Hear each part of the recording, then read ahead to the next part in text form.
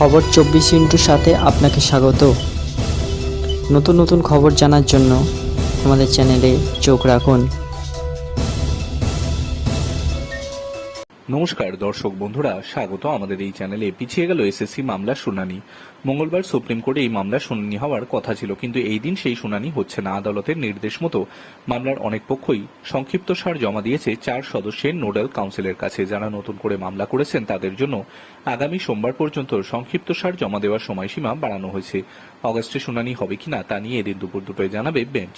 এসএসসির প্রায় 26,000 চাকরি বাতিলের মামলা চলছে সুপ্রিম কোর্টে। আদালত আগেই জানিয়েছিল 5 পক্ষের বক্তব্য শুনবে।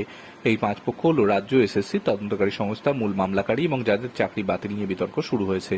সব পক্ষের বক্তব্য শোনার জন্য নোডাল কাউন্সিল নিয়োগ করেছে সুপ্রিম কোর্ট। তাদের 2 সপ্তাহ সময় দেওয়া হয়েছিল নিজেদের বক্তব্য জানানোর জন্য। তবে সংক্রান্ত বহু মামলা চালু হয়েছে। নতুন করে যারা মামলা করেছেন তাদের বক্তব্য শুনবে আদালত। তাই 6 আগস্ট শুনানি হল না। গত 22 এপ্রিল কলকাতা হাইকোর্টে 2016 এসএসসির সম্পূর্ণ নিয়োগের প্যানেল বাতিলের নির্দেশ দেয়। হাইকোর্টে বিচারপতি দেবাংশু বসাক এবং বিচারপতি মোহাম্মদ সাব্বার রশিদির ডিভিশন বেঞ্চ এই নির্দেশ দেয়। এরপরই প্রশ্ন ওঠে, বহু যোগ্যদের চাকরি চলে যেতে পারে। এরপরই দেশের সর্বোচ্চ আদালতে করায় মামলা। ব্যুরো রিপোর্ট, খবর 24x7।